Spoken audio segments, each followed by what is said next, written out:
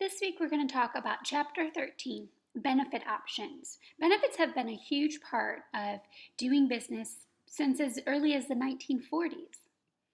We'll start a discussion on the legally required benefits, benefits that are required by statutory law, such as workers' compensation, Social Security, and unemployment compensation. As a form of no-fault insurance, employees are eligible even if their action is caused by the accident.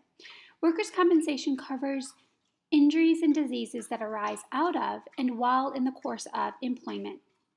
Benefits are provided for medical care, for work-related injuries beginning right after the accident, temporary disability benefits after a 3 to 7 day waiting period, permanent, partial, and permanent total disability benefits for lasting consequences of disabilities on the job, survivor benefits, rehabilitation and training in most states for those unable to return to their prior career.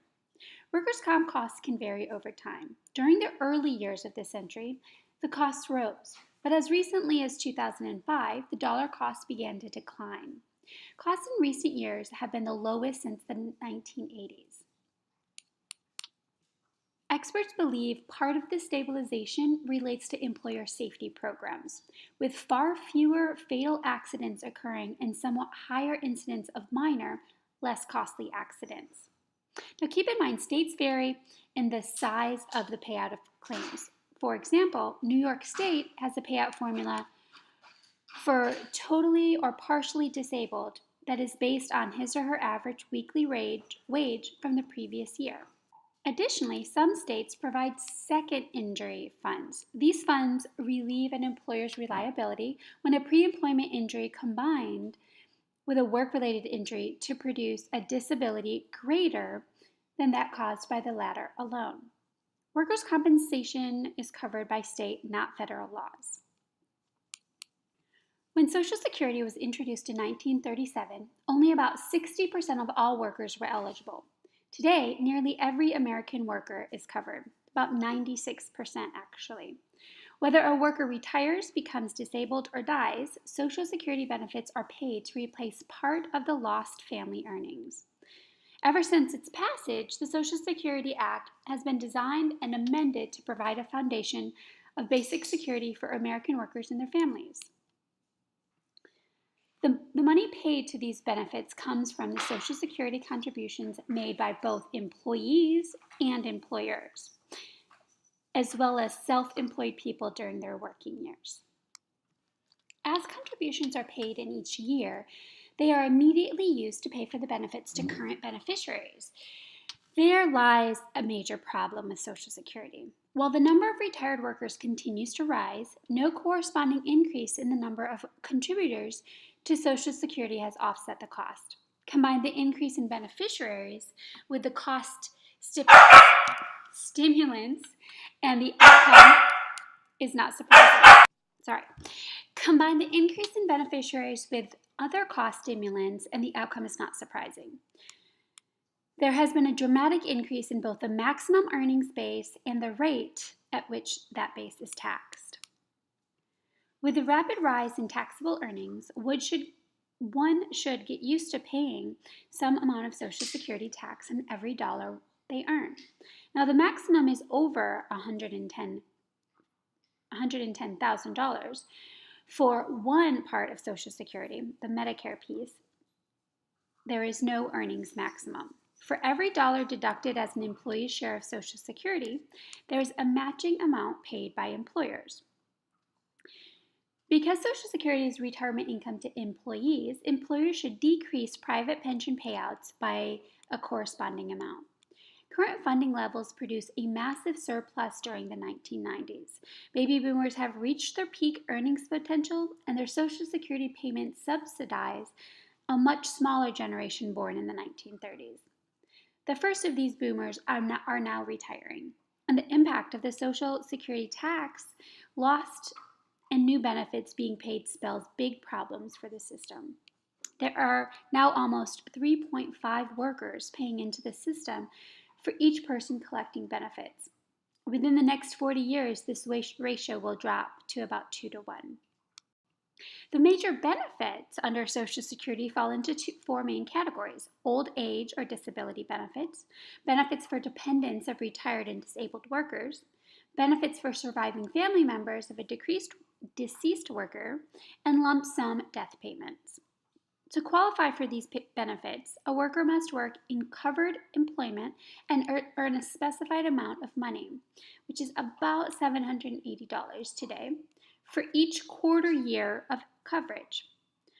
40 quarters of coverage will insure any worker for life. The amount received under the four benefit categories varies, but in general, it is tied to the amount contributed during eligibility quarters. Next, let's discuss unemployment insurance, the earliest union efforts to cushion the effects of unemployment for their members were part of the benevolent programs of self-help. Working members made contributions to their unemployed bank.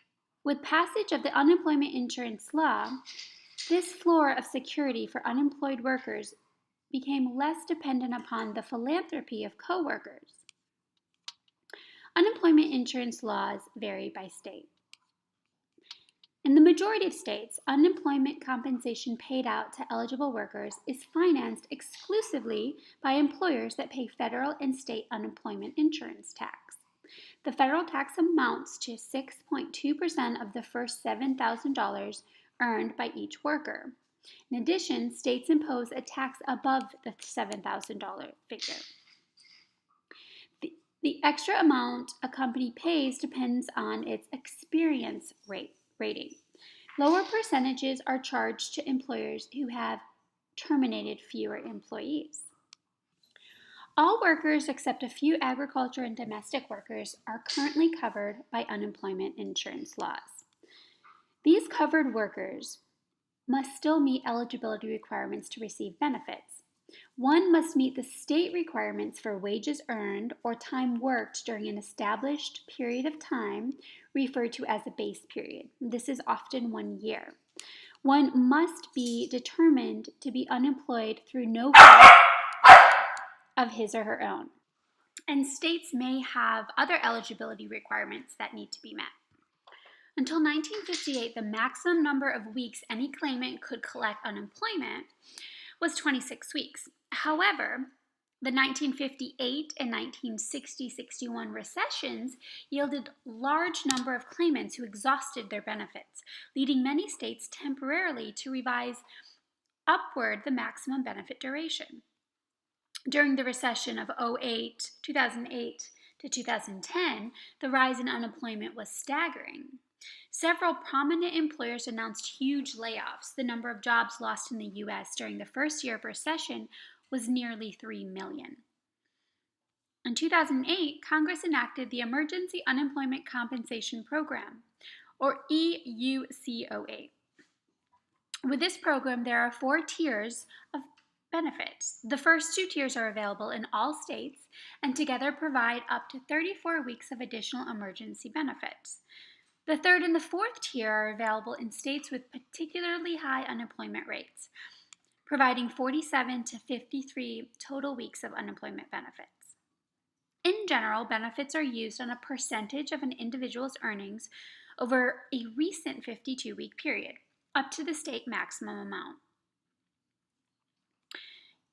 Controlling unemployment taxes. Every unemployment workers' unemployment benefits are charged against the firm or firms most recently employing that currently unemployed worker. The more money paid out on behalf of a firm, the higher is the unemployment rate for that firm. Efforts to control these costs, quite logically, should begin with a well-designed human resources planning system. Realistic estimates of human resources needs will reduce the pattern of hasty hiring followed by morale-breaking terminations. A benefit administrator should attempt to audit pre-layoff behavior and compliance with unemployment requirements after termination. The government can also play an important part in reducing unemployment expenses by decreasing the number of weeks that people are unemployed. The 1993 Family Medical Leave Act applies to all employees all employers having 50 or more employees, and entitles eligible employees to receive unpaid leave up to 12 weeks per year for specified family or medical reasons. To be eligible, an employee must have worked at least 1,250 hours for the employer in the previous year.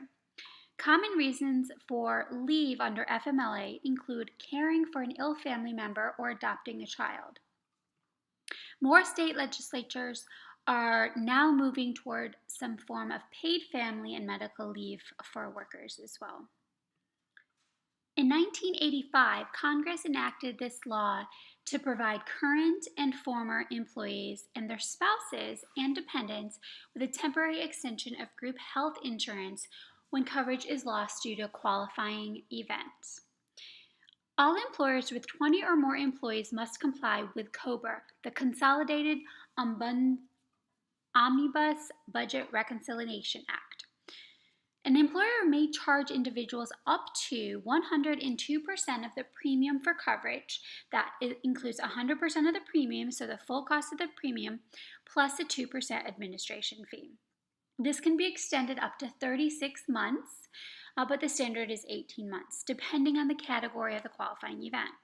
The rising cost of healthcare insurance premiums cause major financing problems for the unemployed, with only 1 in every 4 workers who get laid off being able to afford the continued health insurance through COBRA. Let's talk about the Health Insurance Portability and Accountability Act, or HIPAA. In 1996, HIPAA is designated to lessen an employer's ability to deny coverage for pre-existing conditions and prohibit discrimination on the basis of health-related status. Perhaps the most significant element of HIPAA began in 2002, when stringent new privacy provisions added considerable compliance problems for both the HR people charged with enforcing and information technology people delegated the task of building secure health information systems. Pensions have been around for a long time. The first plan was established in 1759 to protect widows and children of Presbyterian ministers. After decades of steady growth in private pension plan coverage, today only 64% of workers have access to pension coverage and only 49% actually participate. The importance of employer-provided retirement plans is evident by a study showing that employees with employer-provided retirement plans are more likely to have sufficient savings for a comfortable retirement than those who did not have these plans. There are 2 types of pension plans. There's a defined benefit plan and there's a defined contribution plan. Many companies are shifting to 401k plans, which is a popular type of defined contribution where the dollar contribution is known and controllable. The Employee Retirement Income Security Act, or ERISA, helps maintain the requirements of a pension plan. In a defined benefit plan, an employer provides a specific level of retirement pension, which is expressed as either a fixed dollar or a percentage of earnings amount that may vary with years of seniority in the company. The firm finances this obligation by following an actuarial determined benefit formula and making current payments that will yield the future pension benefit for a retiring employee. The majority of defined plans calculate average earnings over the last 3 to 5 years of service for a prospective retiree and offer a pension that is about half this amount. It varies between 30 to 80%, adjusting for years of seniority. In a defined contribution plan, the employer makes provisions for contributions to an account set up for each participating employee. Years later, when employees retire, the pension is based on their contributions, employer contributions, and any gains or losses in stock investments. There are 3 popular forms of defined contribution plans: a 401k plan, an employee stock ownership plan, and a profit sharing plan. In a 401k plan, a 401k plan is a savings plan in which employees are allowed to defer pre-tax income. Employers typically match employee savings at a rate of 50 cents on the dollar. Some do a dollar for dollar, more or less. Defined contribution plans are more popular than defined benefit plans in both small and large companies. The number of traditional plans continues to drop at a rapid rate. Historically, defined contribution plans are faster to vest. In a basic employee stock ownership or ESOP plan, a company makes a tax-deductible contribution of stock, shares, or cash to a trust. The trust then allocates company stock to participating employee accounts. The amount allocated is based on the employee earnings. When an employee stock ownership plan is used as a pension vehicle, the employees receive cash at retirement based upon the stock value at that time. And lastly, a profit sharing plan can be considered a defined contribution pension plan if the distribution of profits is delayed until retirement. Both defined benefit and defined contribution plans are subject to stringent tax laws. For deferred compensation to be exempt from current taxation, specific requirements must be met. To qualify, an employer cannot freely choose who will participate in the plan. This requirement eliminated the common practice of building tax-friendly, extravagant pension packages for executives and other highly compensated employees. The major advantage of a qualified plan is that the employer receives an income tax deduction for contributions made to the plan, even though employees may not yet have received any benefits. The disadvantages arise in recruitment of high talent executives. A hybrid of defined benefit and defined contributions plans has emerged in recent years. Cash balance plans are defined benefit plans that look like defined contribution plans. Employees have a hypothetical account like a 401k into which is deposited what is typically a percentage of annual compensation. The dollar amount grows both from contributions by the employer and from some predetermined interest rate. An individual retirement account, or IRA, is a tax-favored retirement savings plan that individuals can establish themselves. Unlike other pension plans, IRAs don't require an employer to set them up. Even people not in the workforce can establish an IRA. Now let's talk a little bit about Employee Retirement Income Security Act, or ERISA. The early 1970s were a public relations and economic disaster for private pension plans. Many people who thought they were the victims of complicated rules, insufficient funding, irresponsible financial management, and employer bankruptcies. Some pension funds, including both employer-managed and union-managed funds, were mismanaged. Other pension plans required long vesting periods. The result was a plan pension that left far too many lifelong workers poverty-stricken.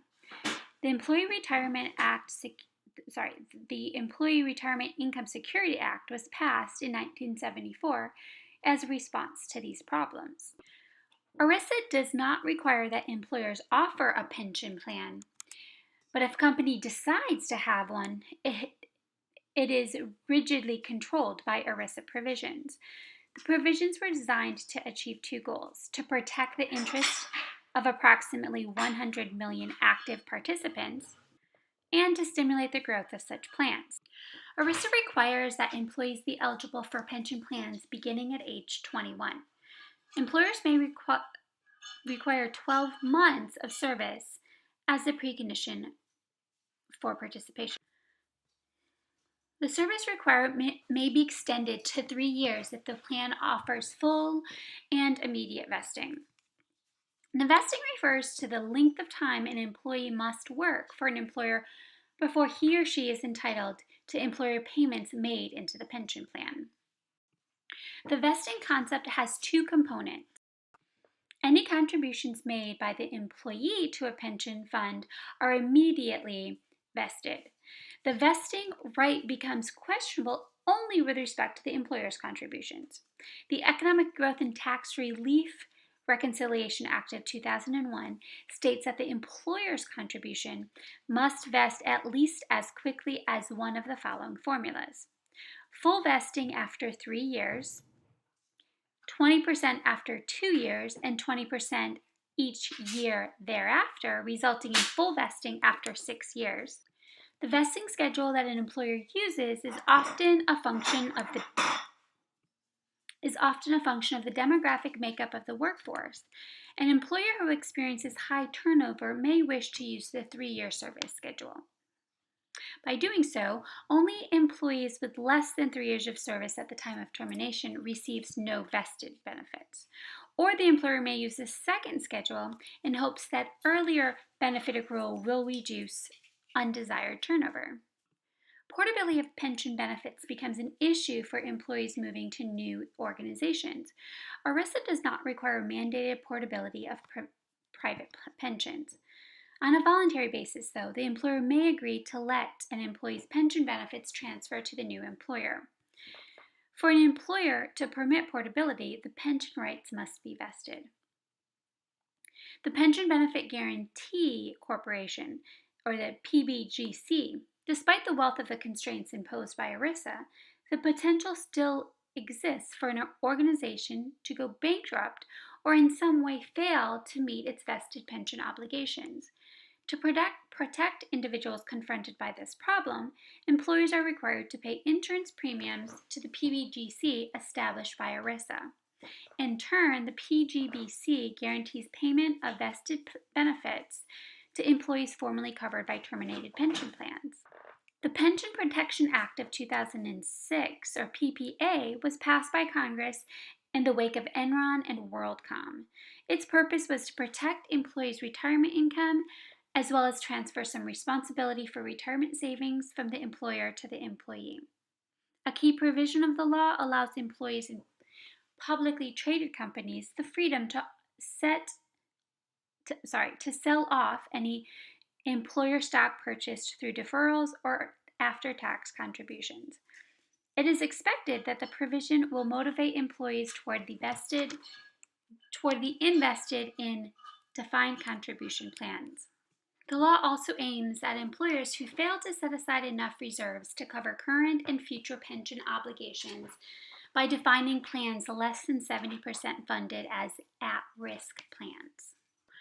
Roughly 3/4 of all employees have access to paid life insurance, and this figure is about the same for both public and private sectors.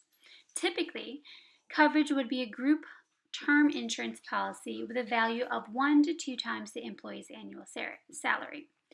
Most plan premiums are paid completely by the employer. Slightly over 30% include retiree coverage. To discourage turnover, almost all companies make this benefit forfeitable at the time of departure from the company. Flexibility is introduced by providing a core basic life coverage. The option then exists to choose greater coverage as part of the optional package.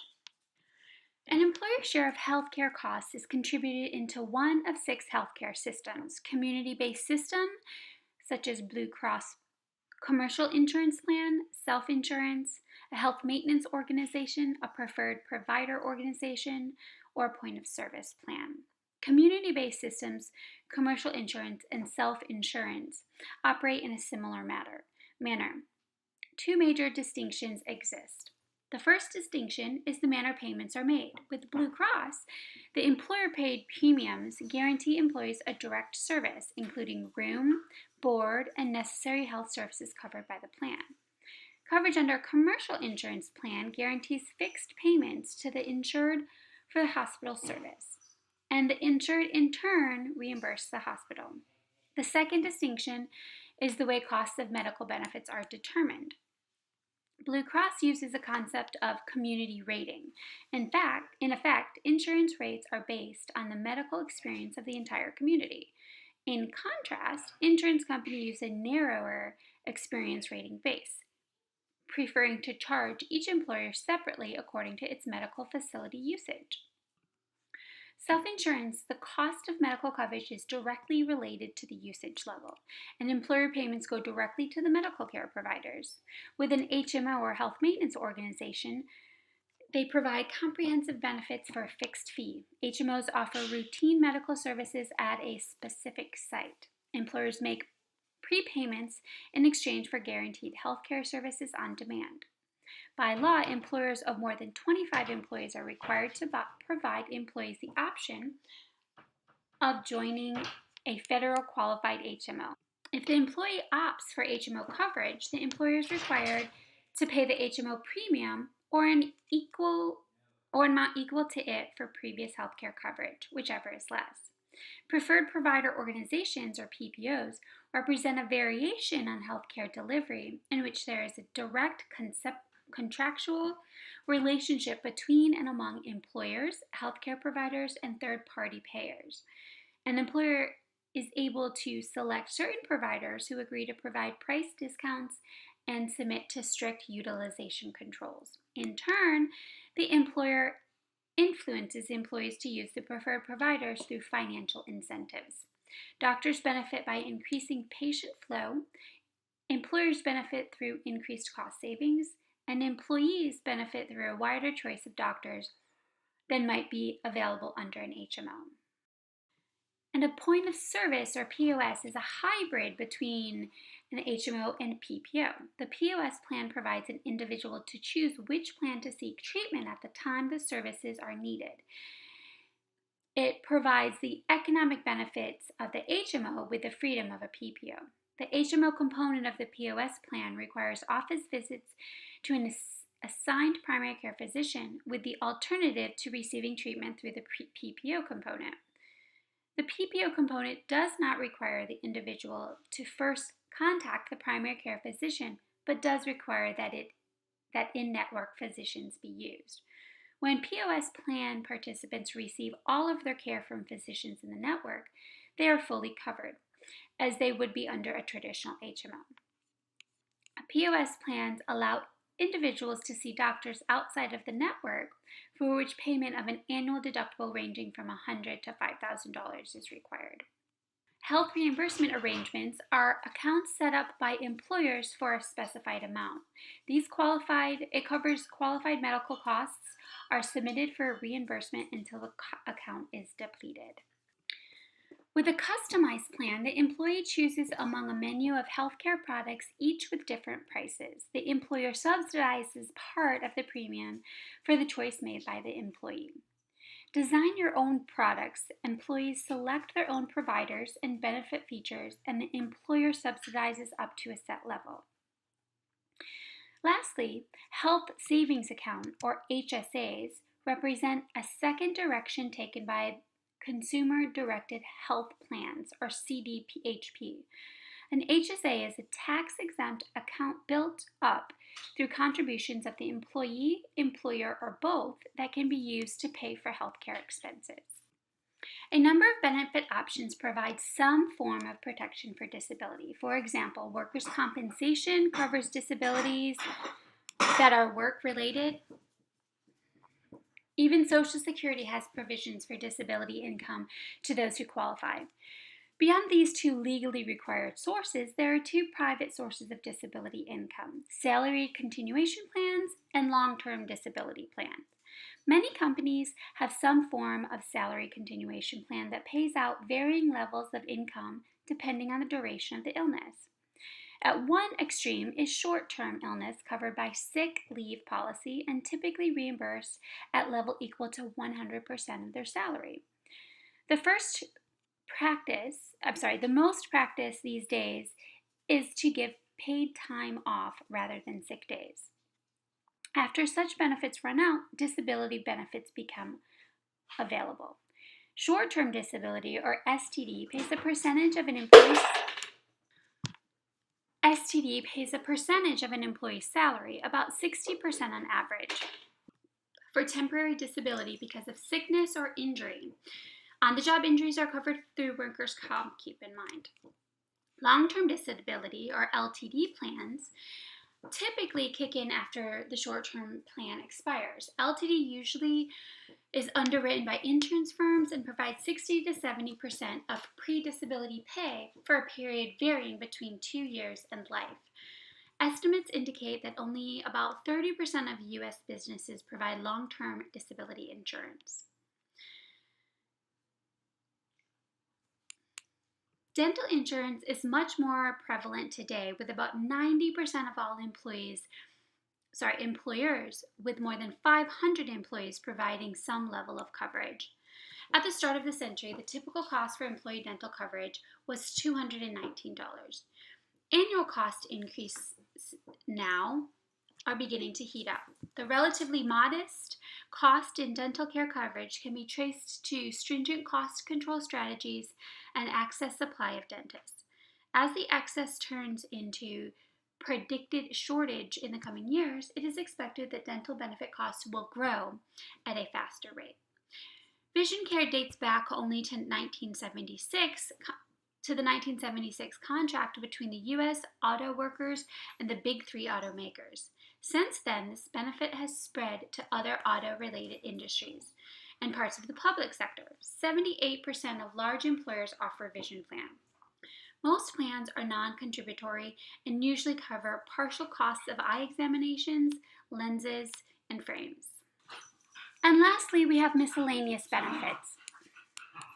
Starting with paid time off during working hours. This benefit includes payment for rest periods, wash time, travel time, lunch, clothes changing time, and get ready time benefits. Payment for time not worked. This might include paid vacations and payments in lieu of vacation, payments for holidays not worked, and paid sick leave. Other payments might include National Guard, Army, or other reserve duty, jury duty, and voting pay allowances. It is becoming quite common for employers to offer flexible spending accounts with child care expenditures as a legitimate expense. The employee, the employer, or both pay into the account with pre-tax monies, and individuals can then use these funds to pay local child care providers.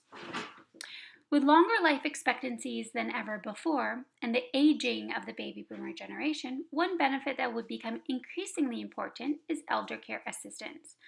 Almost 1/2 of the companies offer child care assistance to employers also offer elder care assistance. Domestic partner benefits are voluntarily offered by employers to an employee's unmarried partner, whether of the same or opposite sex. A majority of plans provide routine legal services, but exclude provisions covering felony crimes, largely because of the expense and potential for bad publicity. Most legal insurance premiums are paid by the employee, not the employer. Technically, then, this does not qualify as a traditional employee benefit. And lastly, benefits for contingent workers. Depending on the definition used, contingent workers represent between 5 and 35% of the workforce. 90% of all employers use some contingent workers.